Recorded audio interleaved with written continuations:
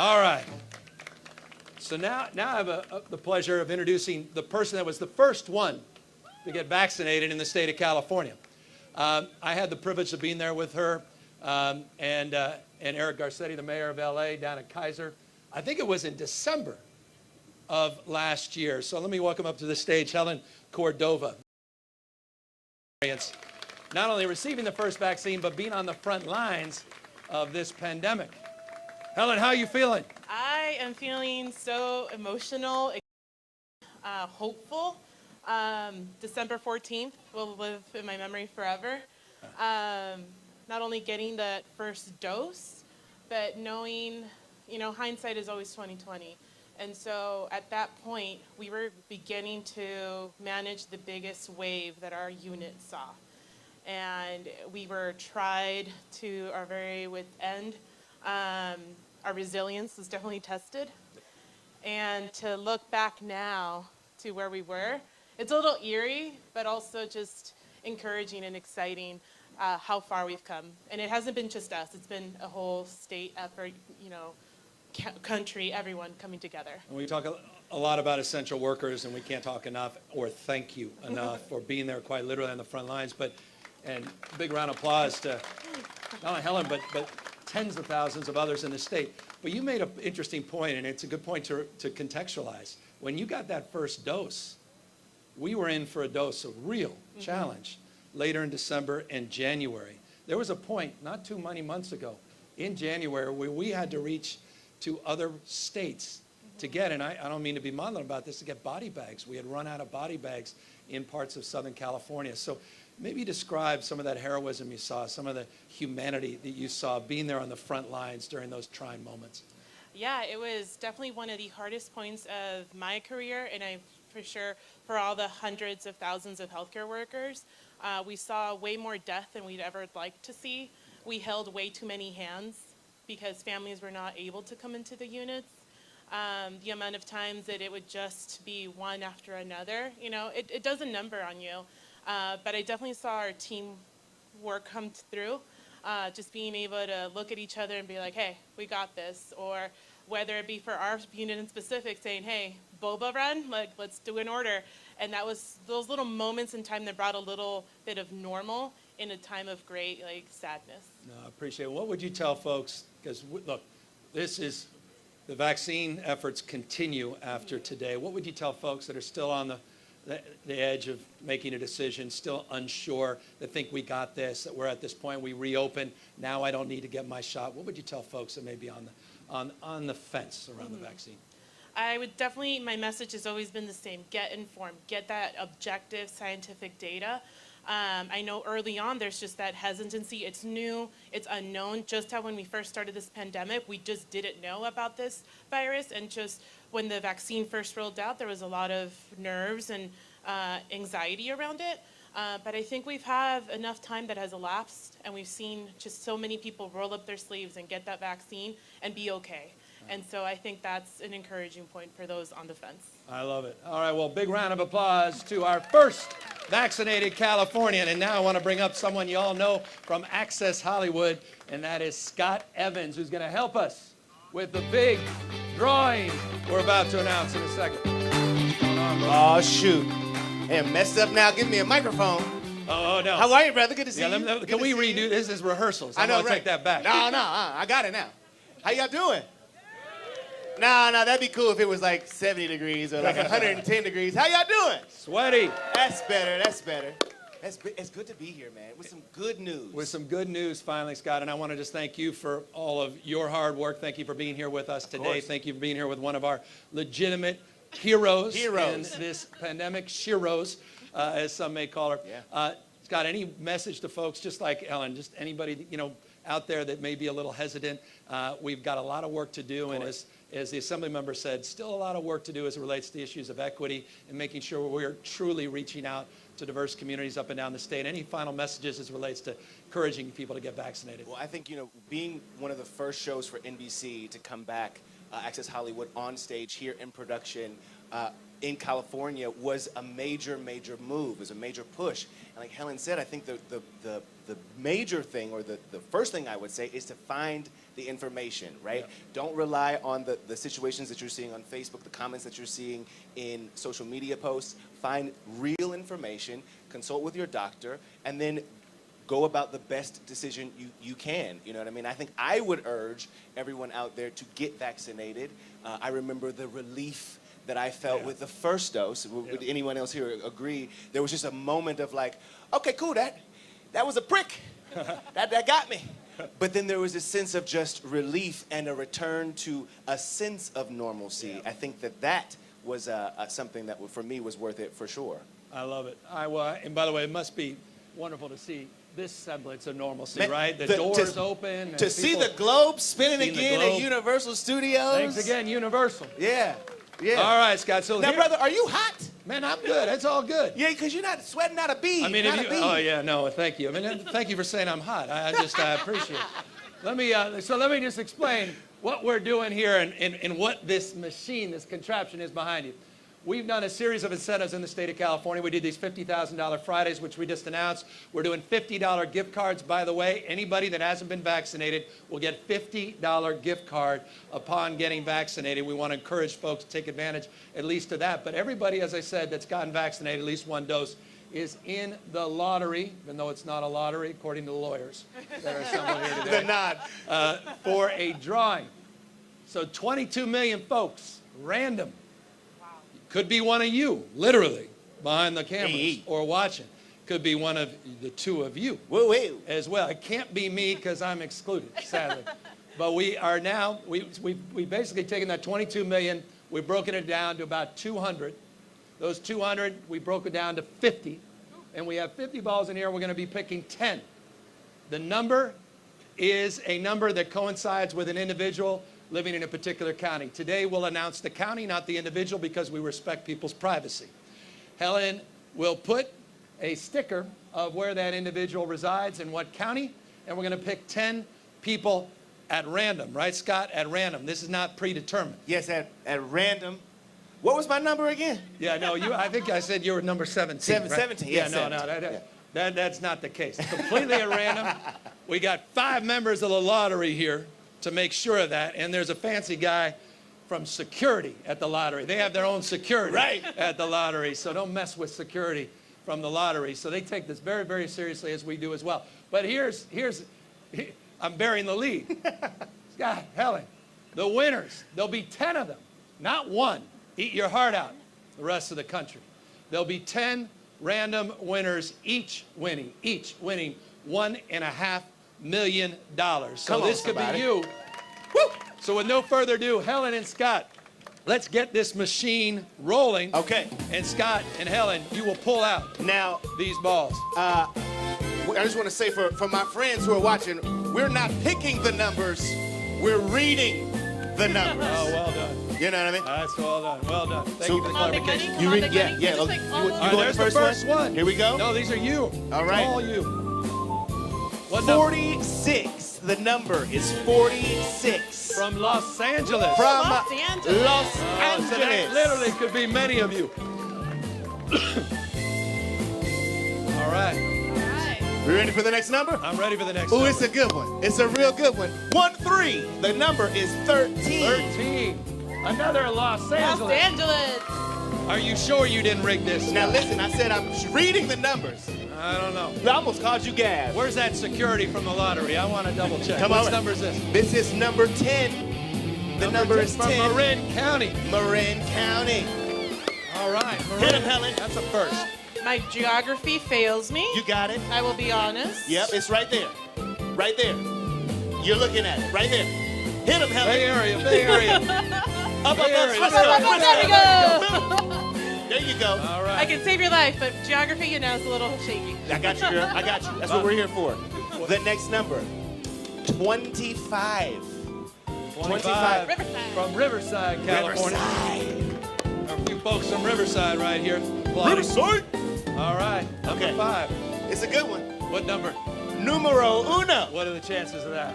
That's one. Number Los Angeles. Of course. Come on, LA. Number 1 is Los Angeles. Come on, LA. Of course.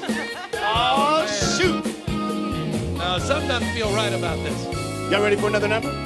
We got, what, 5 more? Let's do it. 14. The number is 14. Santa Barbara, 14. California. Santa Barbara. Beautiful Santa Barbara. No matter what they say about ya. All right. Okay, let's see.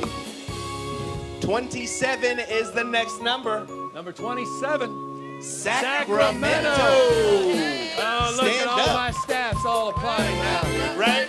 They We're all like, oh, think it's shoot, that them. might be it. They all That think might it's be them. it. Okay. Oh, wait, you gotta know where Now Sacramento you know where is. Sacramento is. Hit him, Helen. Unbelievable. All right, Okay. Helen. 38. Number 38. 38. We've only got two more.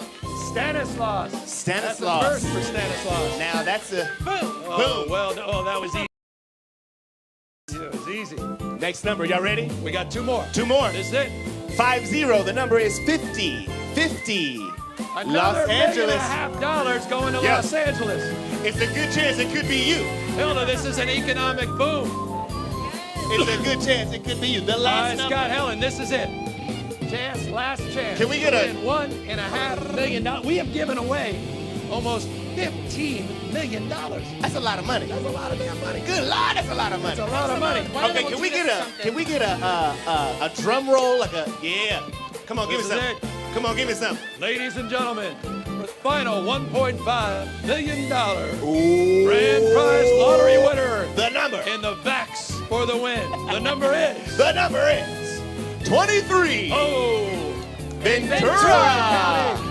A lot of Southern California love. Look at that. Well done, Helen. Hit him, Helen. Well done, Scott. Well done, Helen. Well done to the team. $15 million of cash prizes handed away. Hey. Now, and let's bring up a check Oh yeah. representing the $1.5 million. And Helen Big and money. Scott. Big Now, I money. mean, this could be your check. We don't even know. But let's do a quick photo representing the 10 checks that we just handed out in the state of California. All right. Well done.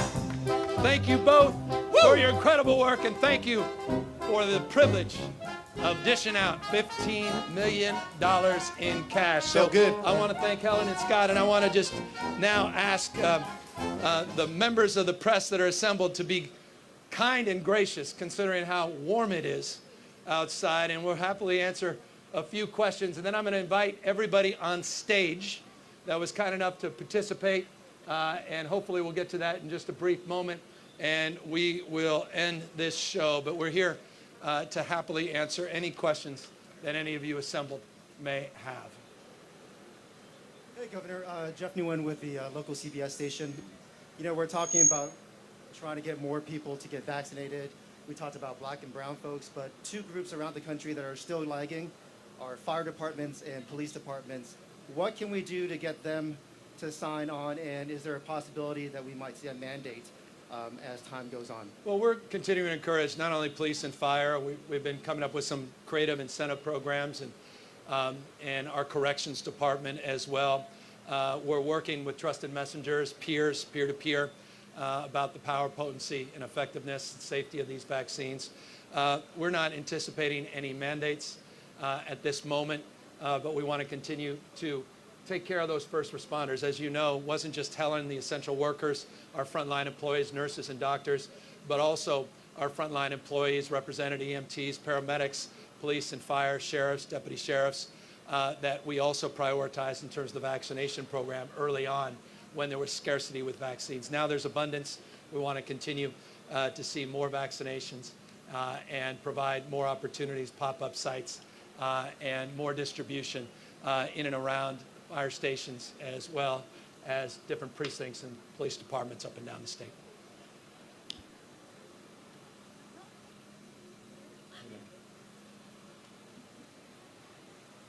Morning, Governor. Stephanie Dazzio from the Associated Press. Do you or Dr. Galley see any scenario where restrictions might need to be reimposed, such as a local outbreak in an area with low vaccinations? Would that prompt state action, and what might that state action be? Thank The you. bottom line is we're not ideological. We're open evidence. We're interested in what's happening in real time, and as a consequence, we're monitoring things in real time. We're not putting down our guard as it relates to the vigilance, as it relates to the way we conduct and organize ourselves through the Office of Emergency Services and our morning calls. We're going to take these mutations. We have taken the mutations very, very seriously, mindful of not only the B117 and the Delta variant that's getting a lot of attention internationally and increasingly nationally, but mindful of our own West Coast variants here in the state of California. You're right to highlight the fact that vaccination rates, for example, in Marin County are among the highest of any county in the country, but you have counties like Lassen, which are among the lowest of any county in the state of California. So we'll look at those regional disparities, but the bottom line is we'll look at hospitalization rates, we'll look at our preparedness as the primary consideration for making any subsequent determinations. But we'll keep an eye on that. But at this moment, we're confident on the basis of the vaccination rates that we've seen, and if we continue to see them increase over the next few weeks, that we can turn the page on this pandemic. But again, always be mindful and ready if we need to impose anything. Sorry. You can, Dr. Galley's right there. He can answer more formally. Yeah, hi, Newsom. This is Moses from Phoenix TV. So my question is related to the vaccine. We know almost 30% California people get the vaccine already. And the small business owner going to be concerned about how to recognize the people who get the vaccine or not if they go to their own restaurant or playground. Do you have a specific idea plan how to help the people for the vaccine improvement system? Is there any plan with that? Well, it's self-attestation. It's a bit of the honor system. We're still encouraging people that are unvaccinated to still be mindful of others, mixing social distancing, as well as the importance of wearing face coverings, particularly in large events. If you've been vaccinated, we are aligning with the CDC guidelines. But the bottom line at the end of the day is we got to trust people to do the right thing and to be honest in terms of their self-attestation. We're not requiring passports in the state of California. We're not requiring or mandating, but we are encouraging people, private business, to do what they think is best for them. And so I want folks to appreciate not every business today is going to remove the masking requirements. Business have the right opportunity as private enterprises to make that determination for themselves and their employees as well as customers. But the state of California will not be mandating them except in certain circumstances, public transit, again, consistent circumstances with the CDC guidelines that are well established and published. Hi, Governor. I'm Maria Ochoa with Telemundo Network, and they just told me to say that I'm the last question. I'm Okay. sorry, everybody. Heat-induced. Yes.